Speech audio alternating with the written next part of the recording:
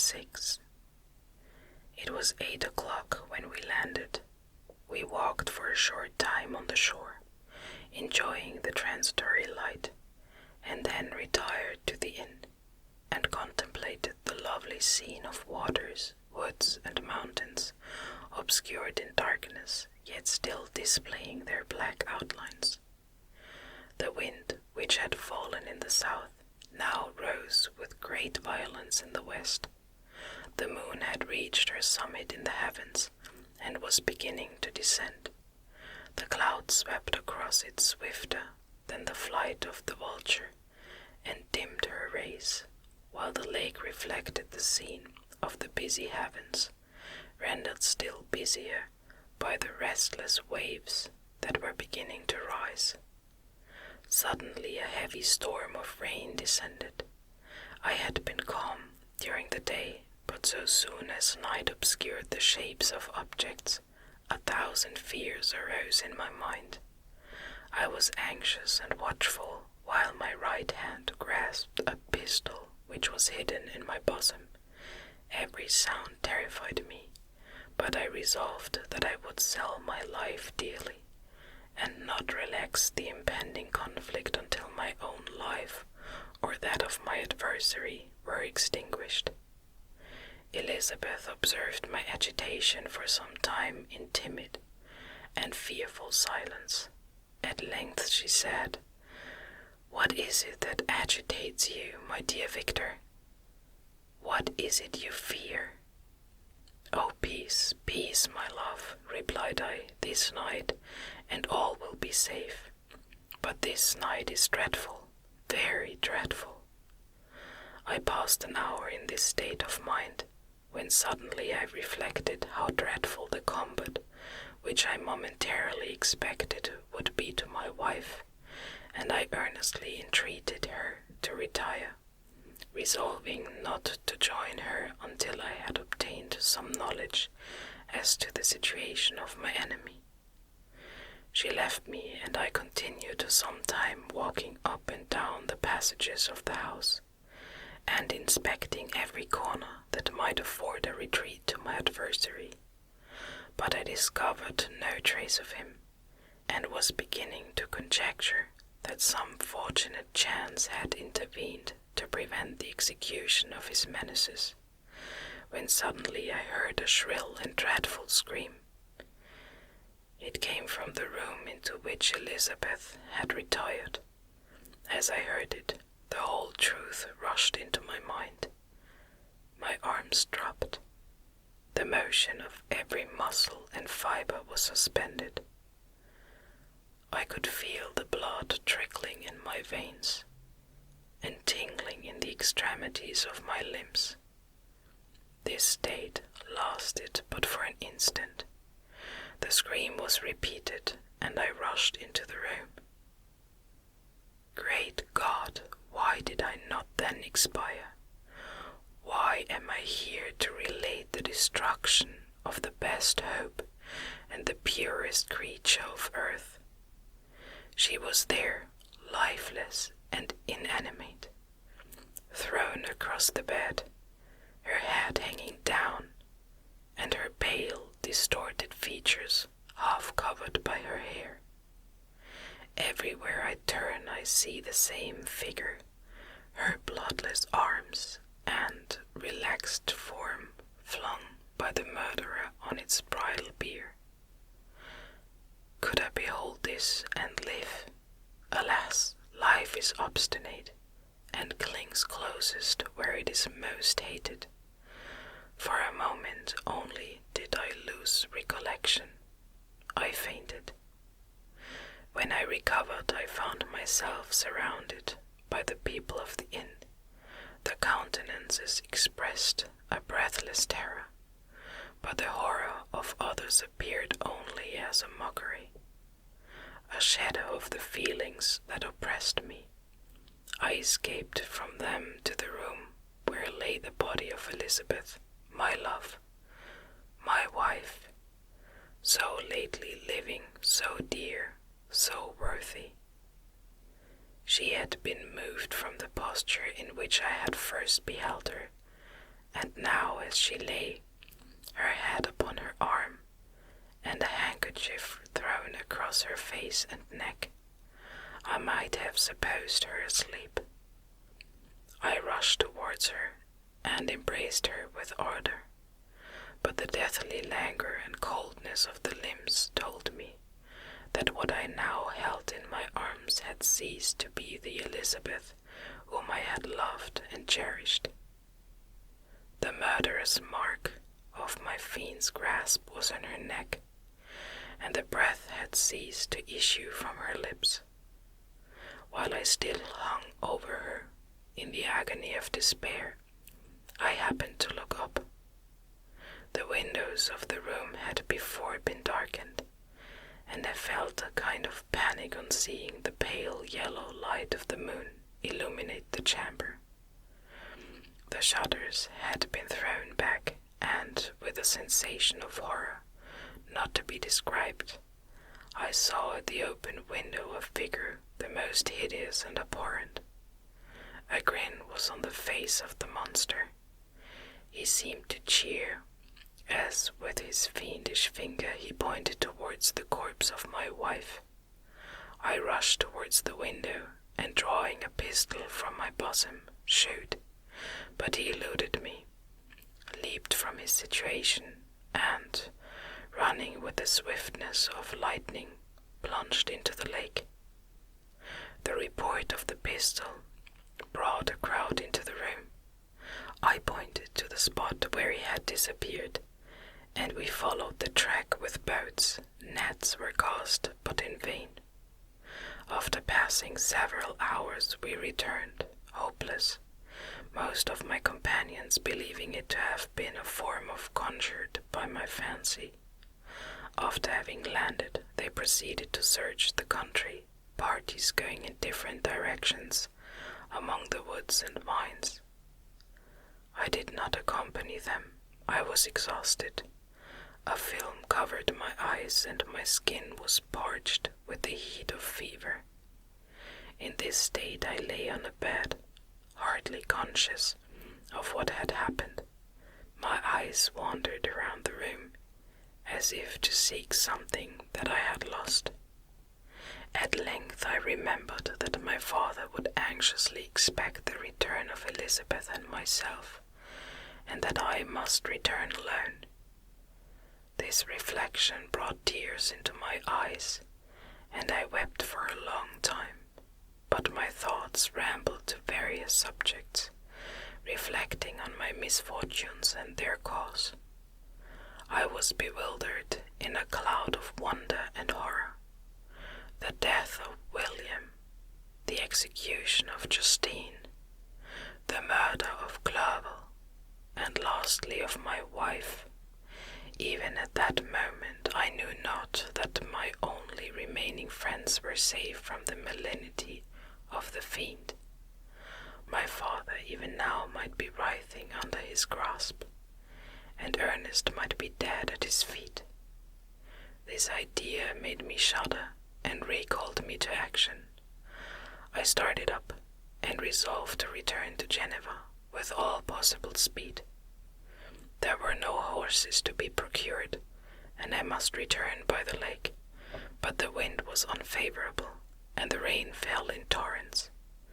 However, it was hardly morning, and I might reasonably hope to arrive by night. I hired men to row, and took an oar myself, for I had always experienced relief from mental torment in bodily exercise. But the overflowing misery I now felt, and the excess of agitation that I endured, rendered me incapable of any exertion. I threw down the oar, and, leaning my head upon my hands, gave way to every gloomy idea that arose. If I looked up, I saw the scenes which were familiar to me in my happier time, and which I had contemplated but the day before in the company of her who was now but a shadow and a recollection. Tears streamed from my eyes. The rain had ceased for a moment, and I saw the fish play in the waters, as they had done a few hours before. They had then been observed by Elizabeth. Nothing is so painful to the human mind as a great and sudden change. The sun might shine, or the clouds might lower, but nothing could appear to me as it had done the day before. A fiend had snatched from me every hope of future happiness. No creature had ever been so miserable as I was. So frightful an event is single in the history of man. But why should I dwell upon the incidents that followed this last overwhelming event? Mine has been a tale of horrors. I have reached their acme, and what I must now relate can but be tedious to you. Know that, one by one, my friends were snatched away. I was left desolate. My own strength is exhausted, and I must tell in a few words what remains of my hideous narration. I arrived at Geneva. My father and Ernest yet lived, but the former sunk under the tidings that I bore. I see him now, excellent and venerable old man. His eyes wandered in vacancy, for they had lost their charm and their delight. His niece, his more than daughter, whom he doted on with all that affection which a man feels, who in the decline of life, having few affections, cling more earnestly to those that remain. Cursed, cursed be the fiend that brought misery on his grey hairs, and doomed him to waste in wretchedness. He could not live under the horrors that were accumulated around him. An apologetic fit was brought on, and in a few days he died in my arms. What then became of me, I know not. I lost sensation, and chains and darkness were the only objects that pressed upon me. Sometimes, indeed, I dreamt that I wandered in flowery meadows and pleasant vales with the friends of my youth, but awoke and found myself in a dungeon. Melancholy followed, but by degrees I gained a clear conception of my miseries and situation, and was then released from my prison, for they had called me mad, and during many months, as I understood, a solitary cell had been my habitation. But liberty had been a useless gift to me, had I not, as I awakened to reason, at the same time awakened to revenge. As the memory of past misfortunes pressed upon me, I began to reflect on their cause. The monster whom I had created, the miserable demon whom I had sent abroad into the world for my destruction. I was possessed by a maddening rage when I thought of him, and desired and ardently prayed that I might have him within my grasp to wreak a great and signal revenge on his cursed head. Nor did my hate long confine itself to useless wishes. I began to reflect on the best means of securing him, and for this purpose, about a month after my release, I repaired to a criminal judge in the town, and told him that I had an accusation to make, that I knew the destroyer of my family, and that I require him to exert his whole authority for the apprehension of the murderer. The magistrate listened to me with attention and kindness. "Be assured, sir," said he, "no pains or exertions on my part shall be spared to discover the villain." "I thank you," replied I. "Listen, therefore, to the deposition that I have to make. It is indeed a tale so strange that I should fear you would not credit it, were there not something in truth which, however wonderful, forces conviction. The story is too connected to be mistaken for a dream, and I have no motive for falsehood. My manner, as I thus addressed him, was impressive but calm. I had formed in my own heart a resolution to pursue my destroyer to death, and this purpose quieted my agony and provisionally reconciled me to life. I now related my history briefly, but with firmness and precision, marking the dates with accuracy and never deviating into invective or exclamation. The magistrate appeared at first perfectly incredulous, but as I continued he became more attentive and interested. I saw him sometimes shudder with horror, at others a lively surprise, unmingled with disbelief, was painted on his countenance. When I had concluded my narration, I said, "This is the being whom I accuse, and for whose detection and punishment I call upon you to exert your whole power. It is your duty as a magistrate, and I believe and hope that your feelings as a man will not revolt from the execution of those functions on this occasion." This address caused a considerable change in the physiognomy of my auditor. He had heard my story with that half kind of belief that is given to a tale of spirits and supernatural events. But when he was called upon to act officially in consequence, the whole tide of his incredulity returned. He, however, answered mildly, "I would willingly afford you every aid in your pursuit, but the creature of whom you speak appears to have powers which would put all my exertions to defiance. Who can follow an animal which can traverse the sea of ice and inhabit caves and dens where no man would venture to intrude? Besides, some months have elapsed since the commission of his crimes, and no one can conjecture to what place he has wandered, or what region he may now inhabit. I do not doubt that he hovers near the spot which I inhabit, and if he has indeed taken refuge in the Alps, he may be hunted like the chamois and destroyed as a beast of prey. But I perceive your thoughts. You do not credit my narrative, and do not intend to pursue my enemy with the punishment which is his desert." As I spoke, rage sparkled in my eyes. The magistrate was intimidated.